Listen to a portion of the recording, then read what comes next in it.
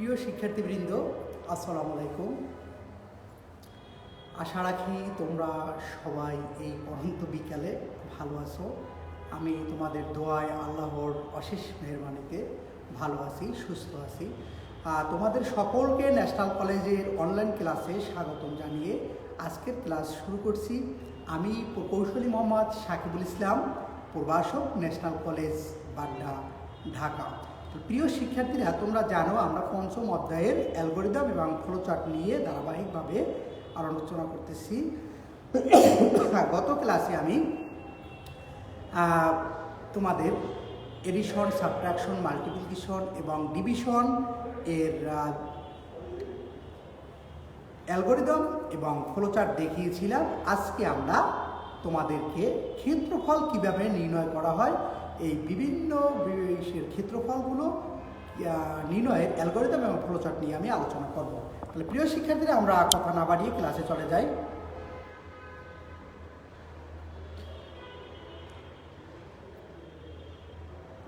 তাহলে আমাদের আজকের আলোচনা ক্ষেত্রফল নির্ণয়ের অ্যালগরিদম অ্যান্ড ফ্লোচার্ট। মূলত ধারাবাহিকভাবে তোমরা যদি ক্লাসগুলো করো তাহলে তোমাদের ক্ষেত্রে এটি খুবই সহজ হয়ে যাবে এবং সকল অ্যালগরিদম, ফ্লোচার্ট প্রোগ্রাম তোমরা খুব সহজেই পারবে। তাহলে প্রিয় শিক্ষার্থীরা, আমাদের আজকের পাঠ ক্ষেত্রফল নির্ণয়ের অ্যালগরিদম, ফ্লোচার্ট। তো অ্যালগরিদম এবং ফ্লোচার্ট নির্ণয়ের আগে আমি সবসময় তোমাদের যেই সিম্বল এবং চিহ্নগুলো একটু মনে করিয়ে দিতে চাই, সেটি হচ্ছে বৃত্ত, সংযোগ চিহ্ন, তারপর এটা হচ্ছে ডিম্বাকৃতি, শুরু এবং শেষ, তারপর হচ্ছে সামান্তরিক, ইনপুট আউটপুট, তারপর ডায়মন্ড, সিদ্ধান্ত গ্রহণ, আয়তক্ষেত্র, প্রক্রিয়াকরণ, অ্যারে অর্থাৎ ডেটা প্রবাহের দিক, আর বৃত্ত সংযোগ। অর্থাৎ কারণ আমরা যেই অ্যালগরিদম ফ্লোচার্টই করব, আমাদের দেখা যায় এই সিম্বলগুলো জেনে থাকা খুবই দরকার, কারণ এই সিম্বলগুলো না জানলে মূলত অ্যালগরিদম এবং ফ্লোচার্ট করা যাবে না। তাহলে প্রিয় শিক্ষার্থীরা, আমরা আজকে ক্ষেত্রফল নির্ণয়ের অ্যালগরিদম এবং ফ্লোচার্ট শিখব। ত্রিভুজের ক্ষেত্রফল নির্ণয়ের জন্য অ্যালগরিদম ও ফ্লোচার্ট। তাহলে আমরা প্রথমে, তোমরা অনেকেই উপস্থিত হয়েছ, শারমিন সুলতানা, এরিন, SK কবিরাজ, তারপর সামিয়া আক্তার, মারিয়া 242, ওয়ালাইকুম আসসালাম। তাহলে আমরা ফারিয়া আলিনা, আসসালামু আলাইকুম। ওয়ালাইকুম আসসালাম। ত্রিভুজের ক্ষেত্রফল নির্ণয়ের জন্য অ্যালগরিদম এবং ফ্লোচার্ট। তা আমরা জানি অ্যালগরিদমটা হচ্ছে কি ধারাবাহিকভাবে লিখিত বর্ণনা, আর ফ্লোচার্টটা হচ্ছে চিত্রভিত্তিক বর্ণনা। তাহলে আমরা অ্যালগরিদম দেখব প্রথমে। তাহলে আমি যদি ত্রিভুজের ক্ষেত্রফল নির্ণয় করতে চাই, ধাপ 1 প্রোগ্রাম শুরু করি, অর্থাৎ প্রথম তো আমার কাজটা শুরু করতে হবে, অর্থাৎ শুরু করি, এটাই হচ্ছে প্রথম ধাপ বা ধাপ 1। ধাপ 2, দেখো আমি ত্রিভুজের ক্ষেত্রফল নির্ণয় করব, তাহলে অবশ্যই ত্রিভুজের ভূমি এবং উচ্চতা দরকার হবে, কারণ ত্রিভুজের ভূমি এবং উচ্চতা যদি আমি না জানি তাহলে আমি কিন্তু ত্রিভুজের ক্ষেত্রফল নির্ণয় করতে পারবো না। তো সেক্ষেত্রে আমার প্রথম কাজ হচ্ছে আমি ত্রিভুজের ক্ষেত্রফল, অর্থাৎ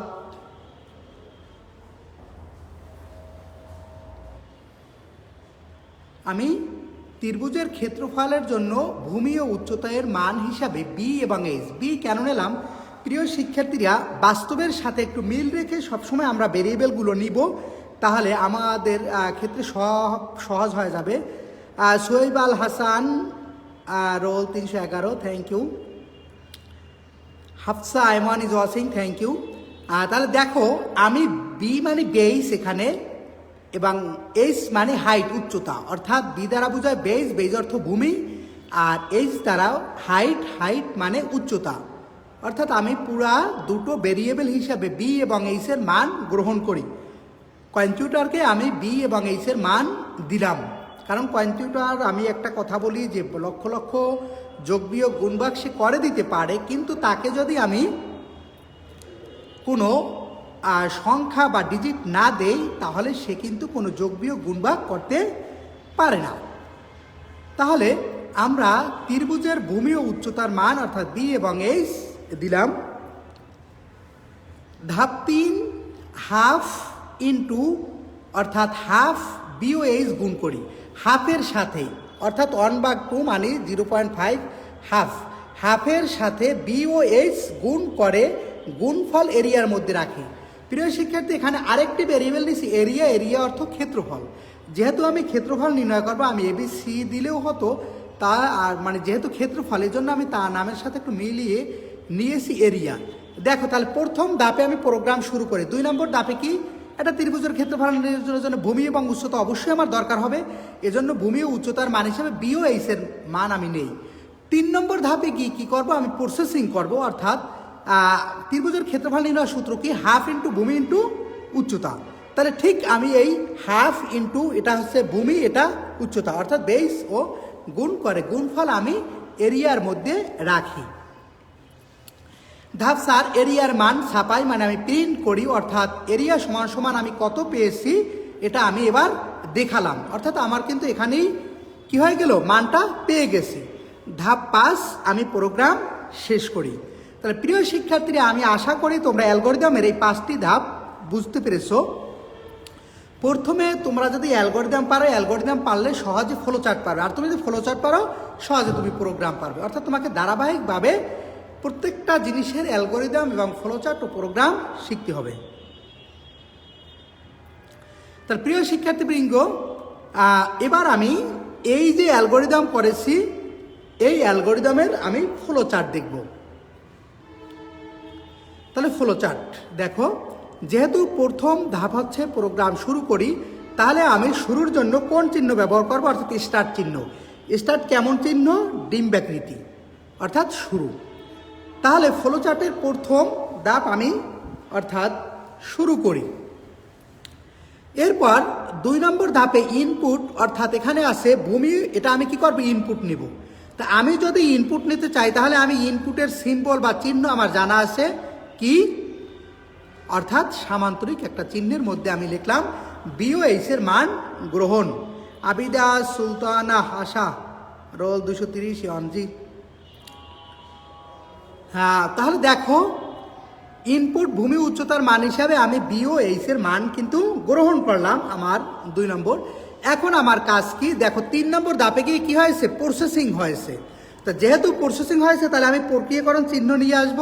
তাহলে আমি এখানে একটি প্রক্রিয়াকরণ চিহ্ন নিয়ে আসবো, অর্থাৎ প্রক্রিয়াকরণের জন্য কি চিহ্ন, আয়তক্ষেত্র।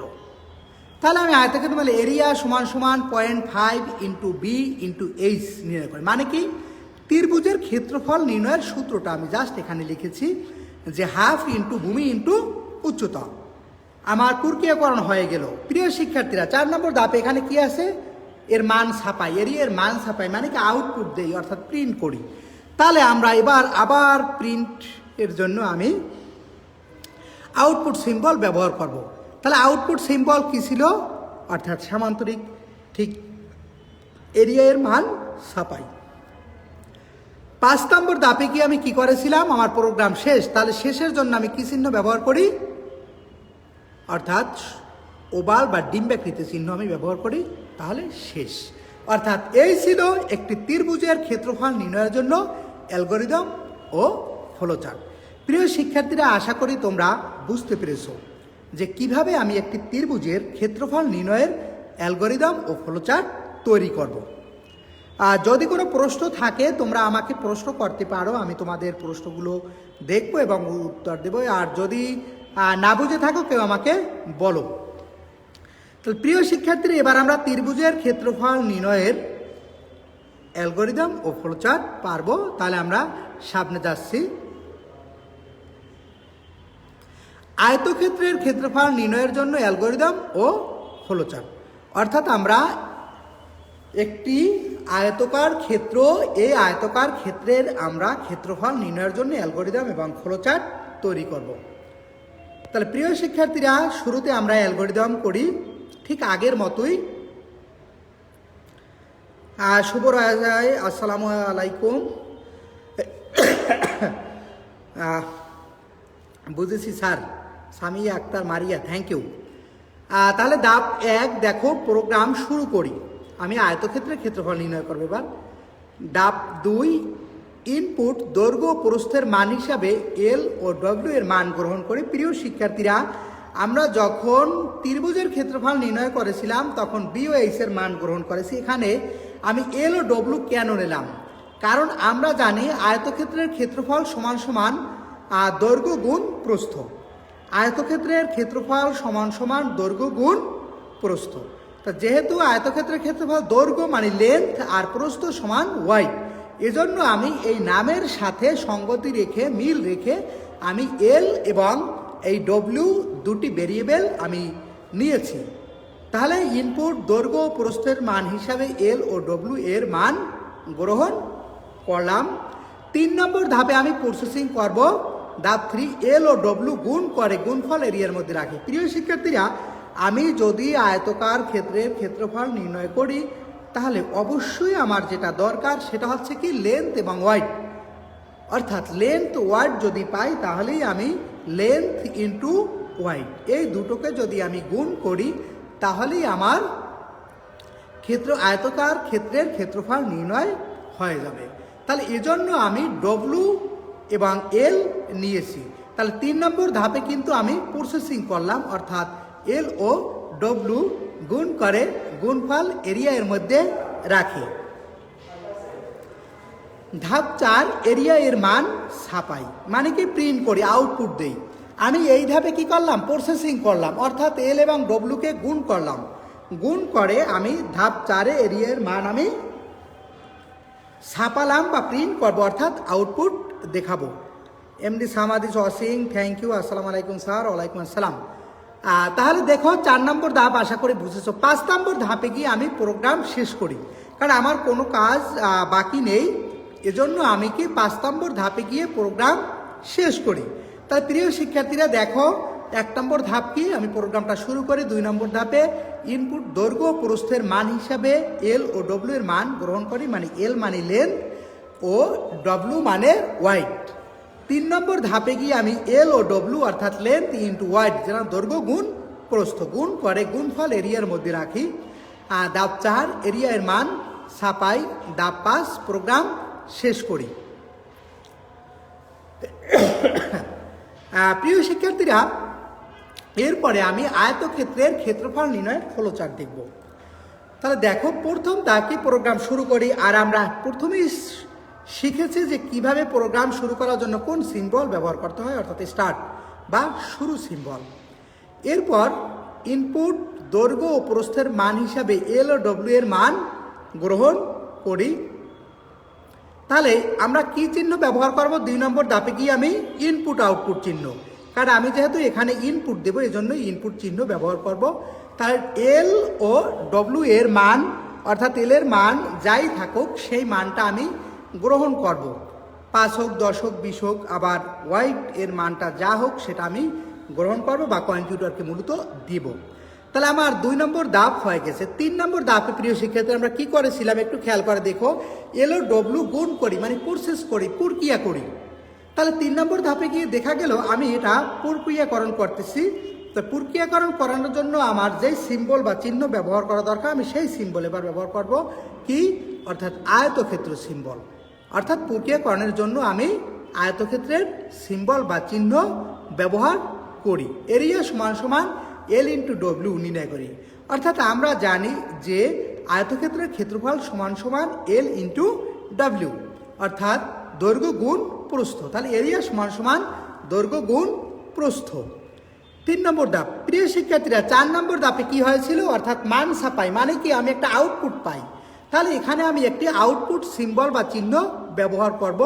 তাহলে আউটপুট সিম্বল এখানে কি হবে, অর্থাৎ সামান্তরিক চিহ্ন।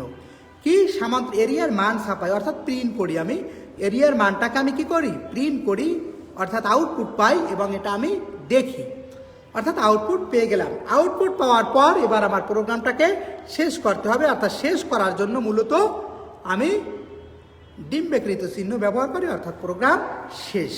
তাহলে প্রিয় শিক্ষার্থীরা, আমি আশা করি তোমরা আয়তক্ষেত্রের ক্ষেত্রফল নির্ণয়ের অ্যালগরিদম ও ফ্লোচার্ট তোমরা শিখে ফেলেছো। তোমরা মনে রাখবে, আমি তোমাদের প্রথম ক্লাসেই তোমাদেরকে বারবার বলেছি যে শুরুতে তুমি যদি কয়েকটি অ্যালগরিদম ফ্লোচার্ট, এমনকি যদি একটি অ্যালগরিদম ফ্লোচার্ট ভালো করে তুমি বুঝো, তাহলে সামনের দিকের সকল অ্যালগরিদম ফ্লোচার্টগুলো তোমার সবচেয়ে সহজ হয়ে যাবে। তবে আরেকটা জিনিস যেটা একেবারে মনে রাখতে হবে, সেটা হচ্ছে এই সিম্বলগুলো কোনটার কী কাজ, কোনটা কোন জায়গায় ব্যবহার করা হয়, সেটা আমি কিন্তু তোমাদের প্রত্যেক ক্লাসেই প্রায় দেখাই। অর্থাৎ এই সিম্বলের কাজগুলো তোমার মনে রাখতে হবে। তাহলে প্রিয় শিক্ষার্থীরা, আশা করি তোমরা বুঝেছো। হাফসা, ইমান, বুঝেছি স্যার, থ্যাংক ইউ। তাহলে আমরা সামনে যাই। হ্যাঁ, অর্থাৎ বৃত্তের ক্ষেত্রফল নির্ণয়ের জন্য আমরা অ্যালগরিদম ও ফ্লোচার্ট দেখব। জি স্যার, বুঝতে পারছি। হ্যাঁ, সামিয়া আক্তার মারিয়া, থ্যাংক ইউ। তাহলে আমরা এবার বৃত্তের ক্ষেত্রফল নির্ণয়ের অ্যালগরিদম ও ফ্লোচার্ট দেখব। তাহলে প্রিয় শিক্ষার্থীরা, আমরা জানি যে বৃত্তের ক্ষেত্রফল নির্ণয়ের জন্য ব্যাসার্ধের মান ইনপুট হিসেবে নেওয়া দরকার হয়। তাহলে প্রথম ধাপে আমি কি করলাম, প্রোগ্রাম শুরু করলাম। 2 নম্বর ধাপ, ইনপুট হিসাবে ব্যাসার্ধের মান হিসাবে আর এর মান গ্রহণ করি।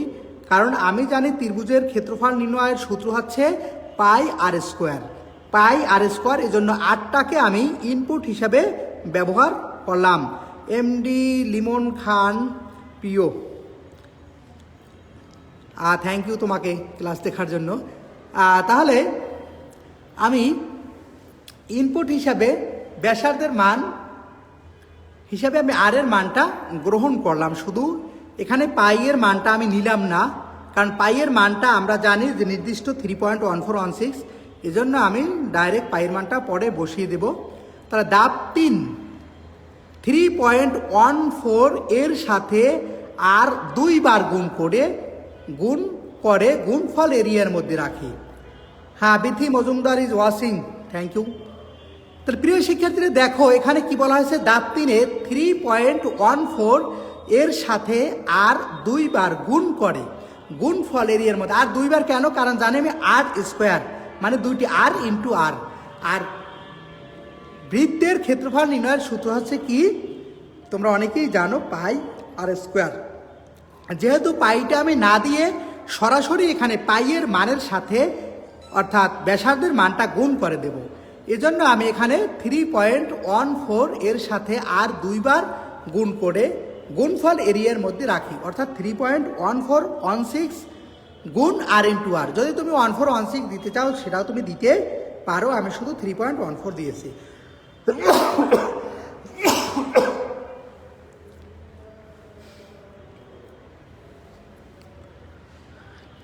হ্যাঁ প্রিয় শিক্ষার্থীরা, এবার আমি ধাপ 4-এ যাব। তাহলে দেখো, ধাপ 4-এ গিয়ে কী করলাম, আমি এরিয়ার মান ছাপাই। মূলত তোমরা ঠিক একটি অ্যালগরিদম ফ্লোচার্ট যেভাবে করেছি, একটি পারলেই আমরা সবগুলো এখানে পারবো। অর্থাৎ শুধুমাত্র এই জায়গাটায় যেটা ইনপুট হিসাবে সূত্রে যেটা থাকবে, সামান্তরিক হোক, রম্বস হোক, অর্থাৎ যা কিছু থাকুক, গণক হোক, তার ইনপুটের মানটা আমরা নেব এবং এখানে তাকে সূত্রটা লিখে দেবো বা প্রসেসিংটা কীভাবে হবে সেটা লিখে দেব। তাহলে ধাপ 4-এ আমরা কি করব, এরিয়ার মান ছাপাই। ধাপ 5, প্রোগ্রাম শেষ করি। তো প্রিয় শিক্ষার্থীরা, এই ছিল বৃত্তের ক্ষেত্রফল নির্ণয়ের অ্যালগরিদম। তাহলে আশা করি তোমরা অ্যালগরিদম এবার পারবে। তাহলে আমরা এবার ফ্লোচার্ট নির্ণয় করব, অর্থাৎ বৃত্তের প্রোগ্রাম পূর্বে যে ফ্লোচার্ট তৈরি করা হয় সে ফ্লোচার্টটা আমরা দেখব। তাহলে প্রথমেই আমি প্রোগ্রাম শুরু, তাহলে শুরুর জন্য যেই সিম্বলটা ব্যবহার করার কথা, অর্থাৎ স্টার্ট বা শুরু, আমি শুরু সিম্বল বা চিহ্ন ব্যবহার করলাম।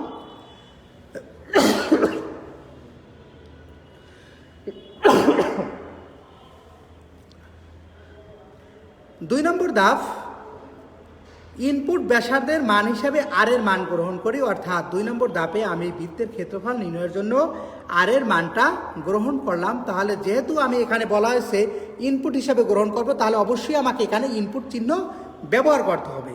তাহলে ইনপুটের জন্য কোন চিহ্ন ব্যবহার করি আমরা, সামান্তরিক। তাহলে এল ও ডব্লিউ, সরি এখানে একটু মিস্টেক আছে, মূলত এটা আর এর মান আমরা শুধু এখানে গ্রহণ করব, শুধু আর এর মান আমরা গ্রহণ করি। একটু লিখে দেই,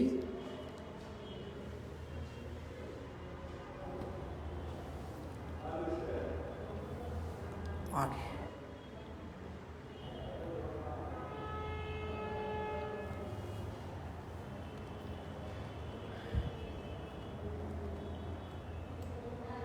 তাহলে দেখাই যে আর এর মান গ্রহণ করি, অর্থাৎ ইনপুট হিসাবে আমি আর এর মান নেই।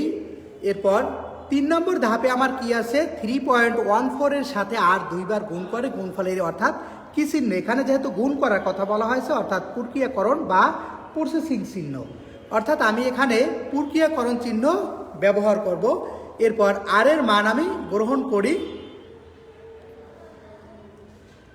এরপর প্রক্রিয়াকরণের জন্য অর্থাৎ আয়তক্ষেত্র সিম্বল বা চিহ্ন এখানে আমি ব্যবহার করলাম। তাহলে এরিয়া সমান সমান 3.14 আর ইন্টু আর নির্ণয় করি, অর্থাৎ এখানে কি বলা হয়েছে, এরিয়া সমান সমান 3.14 আর ইন্টু আর, অর্থাৎ মূল সূত্রটা ছিল পাই আর স্কোয়ার। তা আমি পাইয়ের পরিবর্তে লিখলাম 3.1416 বা শুধু 14 লিখলাম, আর আর স্কোয়ার মানে হচ্ছে আর ইন্টু আর, অর্থাৎ প্রোগ্রামিংয়ের ক্ষেত্রে এক্সপ্রেশন আকারে লেখার জন্য মূলত আর স্কোয়ার না লিখে এভাবে আমরা আর ইন্টু আর লিখবো, এটাকে বলা হয় এক্সপ্রেশন সি প্রোগ্রামিংয়ের ভাষায়। এগুলোর সামনে আমরা আরও পাবো, তখন এগুলো এক্সপ্রেশনের ক্লাস যখন হবে তখন এগুলো তোমরা শিখবে। তাহলে দেখো, তাহলে এরিয়া সমান সমান পাই আর স্কোয়ার নির্ণয় করি। আমি এবার কিন্তু তাহলে কি ক্ষেত্রফল বের হলো, বৃত্তের ক্ষেত্রফল নির্ণয় হয়ে গেল। এবার আমি ফলাফল নির্ণয় করব। তাহলে এরিয়া এর মান ছাপাই, মানে কি এরিয়া এর মান ছাপাই অর্থাৎ প্রিন্ট এরিয়া, এরিয়ার মানটা আমি প্রিন্ট করি। আর জান্নাতুল নাহার তানিয়া, তাহলে ক্লাস করো নিয়মিত, না হলে অনেক পিছনে পড়ে যাবে। প্রিয় শিক্ষার্থীরা, তাহলে এরিয়ার মান আমি ছাপালাম। এরপরে প্রোগ্রাম শেষ করি, অর্থাৎ 5 নম্বর ধাপ আমি এরিয়ার মান ছাপাই। এরপরে প্রোগ্রাম শেষ, অর্থাৎ ইন্ড বা শেষ সিম্বল আমি ব্যবহার করলাম। তা প্রিয় শিক্ষার্থীরা, তোমরা ঠিক এভাবে সামান্তরিকের ক্ষেত্রফল, রম্বসের ক্ষেত্রফল, গণকের ক্ষেত্রফল যা কিছু থাকবে মূলত জাস্ট এই স্ট্রাকচারের মধ্যেই মূলত আসলে আমরা করব। তাহলে সবাই ভালো থেকো। আজকে এ পর্যন্তই। সবাই আমাদের সকল শিক্ষকদের জন্য দোয়া করবে যেন সবাই ভালো থাকি, সুস্থ থাকি এবং আমরা তোমাদের আবার যেন কাছে বাস্তবে বসে ক্লাস দিতে পারি। তা আল্লাহ হাফেজ, সালামু আলাইকুম।